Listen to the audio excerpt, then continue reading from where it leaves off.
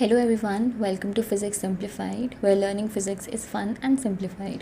तो आज हम सीखेंगे डिराक डेल्टा फंक्शन, उसकी सारी प्रॉपर्टीज़ और उसकी सारी कहाँ कहाँ पे यूज़ आता है और डिफरेंट कोऑर्डिनेट सिस्टम्स में 1D 3D लाइक दैट। ठीक है, तो स्टार्ट करते हैं। डिराक डेल्टा फंक्शन सबसे पहले होता क्या है? डिराक डेल्टा फंक्शन बेसिकली एक पीक होती है of infinite height at x is equal to a, और बाकी हर जगह जो है वो जो फंक्शन की वैल्यू होगी, लेट्स से ये f(x) है, इस फंक्शन की वैल्यू होगी 0 for everywhere else except the Dirac peak. तो ये एक फंक्शन होता है हमारा f(x). डिराक नोटेशन जो होती है ऐसे delta function x minus a वो वैल्यू है जहाँ पर जो फंक्शन की वैल्यू है वो इनफाइनाइट होगी, बेसिकली जहाँ पे पीक प्रेजेंट होगा। ओके, तो infinity for x is equal to a and 0 for everywhere else from -infinity to +infinity। अब देखो, इसकी ये एक प्रॉपर्टी होती है कि उसका integral in all the space -infinity to +infinity, पूरे स्पेस में जो इसका डेरिवेटिव आएगा वो यूनिटी आएगा। अब क्यों आएगा यूनिटी? क्योंकि देखो, इसकी हाइट जो है वो इनफाइनाइट है, तो अगर आप इसका एरिया अंडर द कर्व देखो, जो इंटीग्रेशन होता है वो बेसिकली हमें एरिया अंडर द कर्व देता है। तो ये जो कर्व है, ऑल्दो इसकी कोई विड्थ नहीं है, बहुत नेग्लिजिबल विड्थ है, पर जो हाइट है वो इनफाइनाइट है।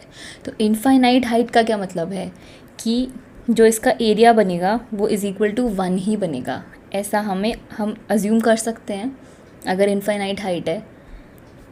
ठीक है, अब एक एग्जांपल देखो कि किस जगह पे ये यूज़ आता है। जैसे ये चार्ज डिस्ट्रीब्यूशन गिवन है कि +q गिवन है x इज इक्वल टू +1 +2 पर, ये पोजीशंस हैं। -2q गिवन है x इज इक्वल टू 4 पर, +4q गिवन है x इज इक्वल टू -3 पर। तो अब अगर हम यहाँ पर इन्हें प्लॉट करने की कोशिश करें सिंपली ऑन x एक्सिस, तो ये है x इज इक्वल टू 2, ये है x इज इक्वल टू 4, ये है x इज इक्वल टू -3, यहाँ -1 -2 -3, यहाँ 1 2 3 4। तो चार्जेस कहाँ कहाँ गिवन है? x इज इक्वल, ये x इज इक्वल टू 4 पर एक +q चार्ज है, राइट। फिर है x इज इक्वल टू 4 पे -2q चार्ज, और है x इज इक्वल टू -3 पर +4q चार्ज। ये तो हमारा है चार्ज डिस्ट्रीब्यूशन। ठीक है, अब अगर हमें लाइन चार्ज डेंसिटी निकालनी है, तो लाइन चार्ज डेंसिटी क्या होती है? रो जो है वो होता है चार्ज अपॉन dx। ओके, तो हम इसको इस तरीके से लिख सकते हैं कि +q। अब आप देखो कि बाकी हर जगह जो है वो जो वैल्यू है चार्ज की वो तो 0 है, और इन 3 पॉइंट्स पर चार्ज की कोई वैल्यू है। तो जो पीक्स आएंगी डिराक की वो यहाँ ही आएंगी, इन 3 पोजीशंस पर। ओके, और बाकी हर जगह रहेगा 0। और अब इन पीक्स की जो वैल्यू है, जो हाइट है, वो हो जाएगी +q -2q इनका मैग्नीट्यूड और +4q। ओके, तो अब हम इन्हें कैसे लिख सकते हैं? पहला चार्ज देखो +q, तो +q कहाँ पर है? x -2 पर। फिर दूसरा चार्ज देखो -2q कहाँ पर है? x इज इक्वल टू 4 पर। फिर तीसरा चार्ज देखो 4q कहाँ पर है? x is equal to -3, +3। तो ये जो है, ये बेसिकली हमें ये चार्ज डिस्ट्रीब्यूशन मिल गया। ओके, तो ये जो है इसी को हम कहते हैं लाइन चार्ज डेंसिटी। अब हम इसे ऐसे क्यों कहेंगे? देखो, अगर हम इसको, लाइन चार्ज डेंसिटी बेसिकली है q net upon dx, correct, upon length, correct. अब अगर हमें q नेट निकालना है तो हम क्या करेंगे? रो dx कर देंगे, इंटीग्रेट कर देंगे, ठीक है ना। तो अब अगर इसे आप इंटीग्रेट करो, q this dx minus integrate 2q del x - 4 dx plus integrate 4q del x + 3 dx। Okay, सारी पूरे स्पेस पर -infinity to +infinity। अब हमें इस प्रॉपर्टी से पता है कि जो इसका एरिया अंडर द कर्व है, जो इसका इंटीग्रेशन है डिरैक फंक्शन का, वो 1 हो जाएगा। तो q को बाहर ले जाओ, बाकी सब 1 हो गया। इसमें से 2q को बाहर ले जाओ तो ये बाकी सब 1 हो गया, प्लस 4q को बाहर ले जाओ और ये डिरैक वाला इंटीग्रेशन 1 हो गया। कितना बचा? 5 - 2 3q। तो 3q हमारा टोटल चार्ज है। अंडरस्टूड? अब एक क्वेश्चन देखते हैं।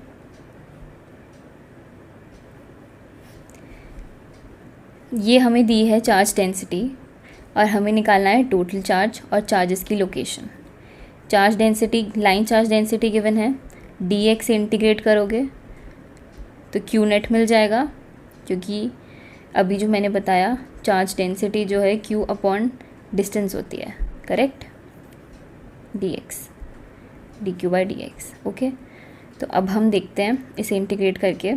तो q नेट हमें मिलेगा ऐसे, इंटीग्रेट करो q फर्स्ट टर्म से ये, सेकंड टर्म से -2q del x - 4 dx plus integrate 4q del x + 3 dx।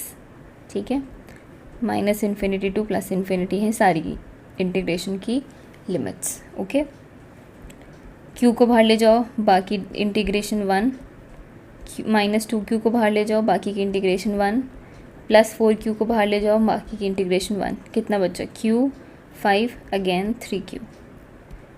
और इनकी पोजीशंस हमें मिलेंगी डिरैक फंक्शन से, कि हमारी पीक्स कहाँ आ रही हैं। अब आप देखो ना, x - a के फॉर्म में होता है डिरैक, तो x - 2 यानी x = 2 पर एक पीक है q प्लस q की, x - 4 यानी x = 4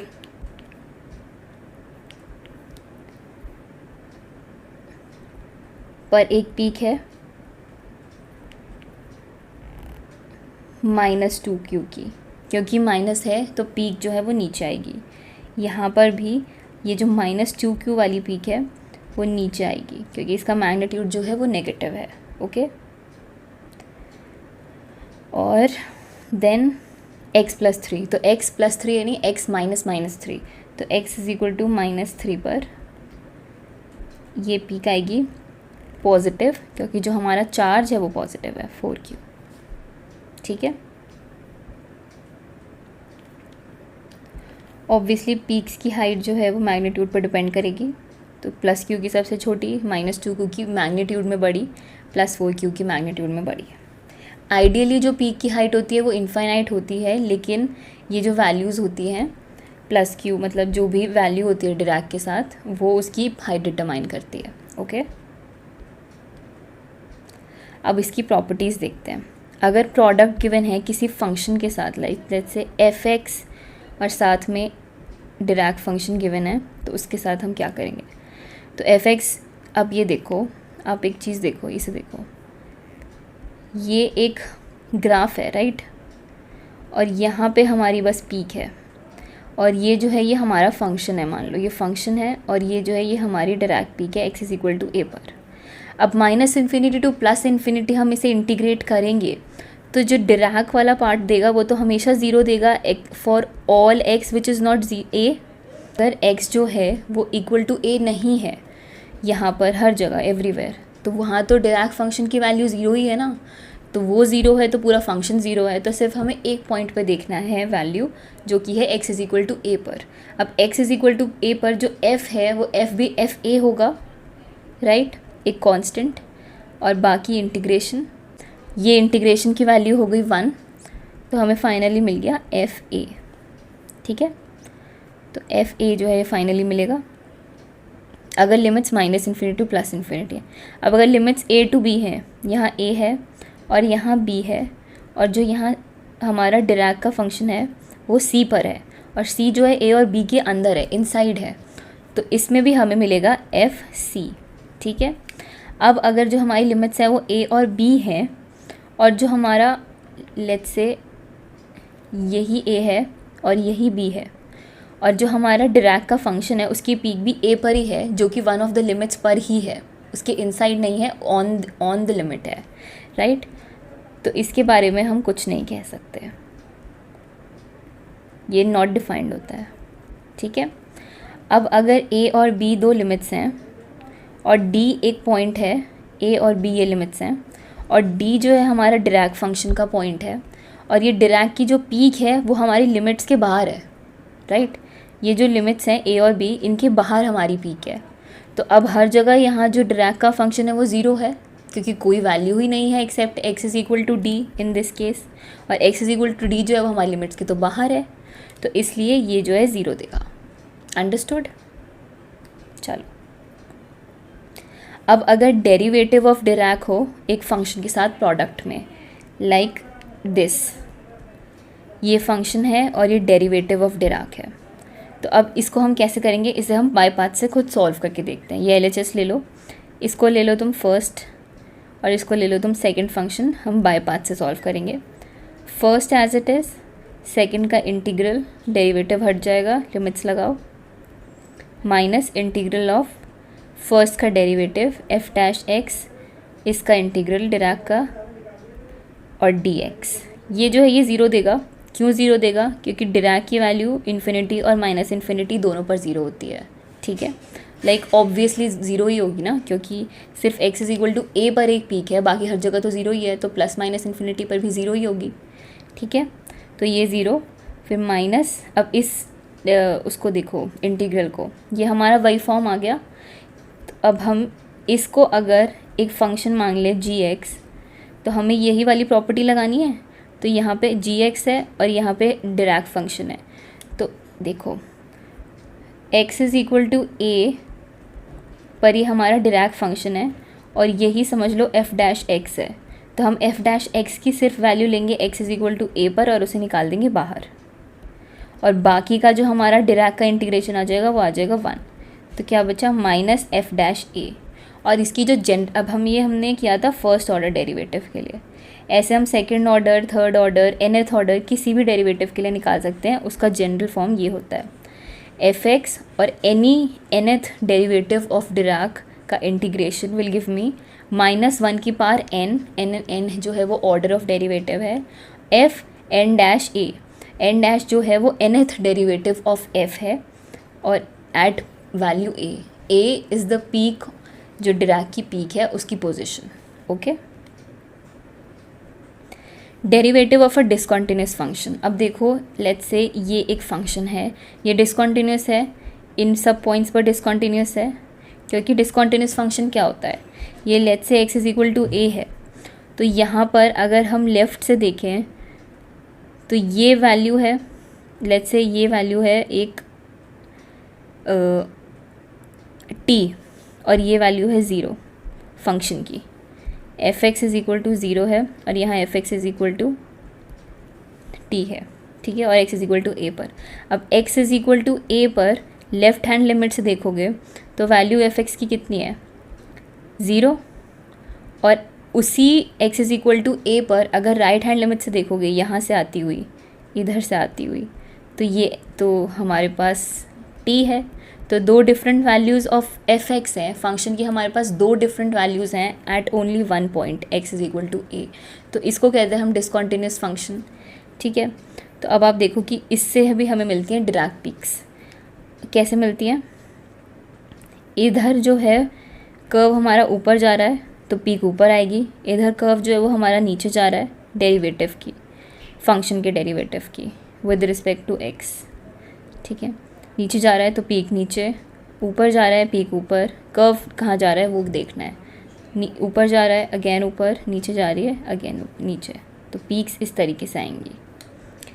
अब area under the Dirac curve will be equal to the amount of discontinuity present in f x at x is equal to x not. ये x is equal to x not है, इसे भी x not ही लिख लो, confusion ना हो। अब X is equal to x not है, तो अब हमें इन पीक्स की जो हाइट है वो इस पॉइंट पे जितनी डिसकंटिन्यूटी है उससे पता चलेगी। तो ये a जो है ये वैल्यू ऑफ डिसकंटिन्यूटी है at x is equal to x naught, ठीक है, which is the area under the curve, ये वाला एरिया नहीं sorry this area under the curve, okay. तो एरिया अंडर द कर्व कैसे आएगा, LHL RHL माइनस LHL, ठीक है, RHL माइनस LHL। तो RHL इस पॉइंट पे देखो x is equal to x naught पर, तो कितना था, t था, और LHL लेफ़्ट से आते हुए जो पॉइंट था, लेफ़्ट से आ रहे हैं राइट की तरफ, तो पॉइंट x नॉट पर f(x) की फ़ंक्शन की वैल्यू है 0, तो LHL है 0। राइट से लेफ़्ट आते हुए जो फंक्शन की वैल्यू है at x is equal to x naught, वो है t, तो t माइनस 0 इज़ t। तो t अगर पॉजिटिव है, यानी कि a अगर पॉजिटिव है, सॉरी हाँ t नहीं, a अगर पॉजिटिव है तो पीक जो होगी वो अपवर्ड्स होगी, और अगर a लेस देन 0 है तो पीक जो है वो डाउनवर्ड्स होगी, ठीक है।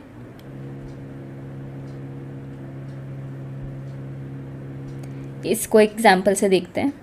ये हमारे पास f(x) है और x is equal to a पर इसकी वैल्यू यहाँ पे k1 है और यहाँ पे k2 है, क्योंकि k2 is greater than k1। तो LHL इसका है k1 और RHL इसका है k2। तो डिसकंटिन्यूटी a कितनी हुई, RHL माइनस LHL, तो k2 माइनस k1 जो है इसकी डिसकंटिन्यूटी हुई, विच इज़ पॉजिटिव, क्योंकि k2 जो बड़ा है k1 से, राइट।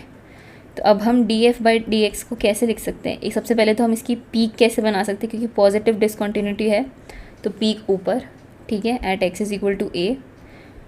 तो ये जो df/dx है वो होगा k2 minus k1 a which is a into Dirac function, जो कि हमारा है at x is equal to a। ये हमारा फंक्शन है और ये हमारे फंक्शन की पीक है डेरिवेटिव की, ठीक है। ये हमारा डेरिवेटिव ऑफ फंक्शन है और ये हमारा डेरिवेटिव ऑफ फंक्शन की पीक है at x is equal to a, ठीक है। और वैसे भी देखो तो क्या डेल्टा f अगर निकालोगे तो delta f at x is equal to a कितना आएगा, k2 माइनस k1, यही हमें मिला है अभी, और डेल्टा x कितना है, 0 है, राइट। तो डिसकंटिन्यूटी जो है वो इनफाइनाइट हो गई, नहीं सॉरी, तो डेरिवेटिव जो है वो इनफाइनाइट हो गया। तो ऐसे इनफाइनाइट डेरिवेटिव के लिए हम डिराक पीक्स का यूज़ करते हैं। सम अदर प्रॉपर्टीज़, सबसे पहले तो ये सिमेट्रिक फंक्शन है, x minus a minus x same ही चीज़ है, पर ये अगर सिर्फ a है जो कि a is not equal to 0, तो ये नीदर ऑड नॉर इवन है। बट अगर x is equal to 0, a is equal to 0 है, तो वो इवन फंक्शन होगा, ठीक है, क्योंकि हम इवन ऑड तो x इज़ इक्वल टू 0 के अबाउट ही देखते हैं ना। तो a इज़ इक्वल टू 0 जो है, यहाँ पर x नॉट जो है वो 0 है, तो ये जो है इवन फंक्शन है। ये हमने अभी देखा f(x) delta x minus a dx f(a) देगा, फिर उसके बाद ये nth डेरिवेटिव वाला -1, ये जनरल फॉर्म है, -1 टू द पावर n, और nth derivative of function at a। ये एक न्यू प्रॉपर्टी है कि अगर यहाँ पर k अंदर मल्टीप्लिकेशन में है तो हम नीचे मॉड का k निकाल सकते हैं। अब ये मॉड क्यों आता है, कि मॉड इसलिए आता है क्योंकि इवन फंक्शन है सिमेट, और अगर इवन भी नहीं है, a अगर 0 नहीं है तो भी इस तरीके से हम इसे लिख सकते हैं। तो सिमेट्रिक फंक्शन तो है ही, तो नीचे चाहे प्लस k लिख दो या माइनस k लिख दो, नीचे तो मॉड ही आना है, कोई फ़र्क नहीं पड़ेगा, क्योंकि जो फंक्शन है वो सिमेट्रिक है, इसलिए हम इसमें मॉड लगाते हैं, ठीक है। सिमिलरली अगर x square minus a square given है तो x a square minus b square की आइडेंटिटी लगाओ, a minus B a plus B, ठीक है। इसको हम किस तरीके से लिख सकते हैं, जितने भी ये हैं उनको एडिशन में, मतलब x माइनस a, एडिशन में नहीं सब्ट्रैक्शन में, तो ये इसके साथ x माइनस एक्स नॉट के फॉर्म में अगर सिर्फ x माइनस a को देखो तो इससे हमें मिला a, और x प्लस a को देखो तो इससे हमें मिला माइनस a। तो इन दोनों को सब्ट्रैक्ट करो, माइनस माइनस a, तो a प्लस a, तो 2a, और ये जो डिराक फंक्शंस है वो आ जाएंगे प्लस में, x minus a x minus b। Similarly यहाँ से हमें मिला a, यहाँ से मिला हमें b, तो a माइनस b मॉड, और दोनों फंक्शंस प्लस में, डिराक फंक्शंस। डायमेंशंस क्या होती हैं इसकी, अब तुम इसको देखो, ये हमें प्रॉपर्टी पता है, जो सबसे इम्पॉर्टेंट प्रॉपर्टी है, dx की डायमेंशन है लेंथ, और अल्टीमेटली हमें जो चाहिए वो हमें चाहिए कांस्टेंट।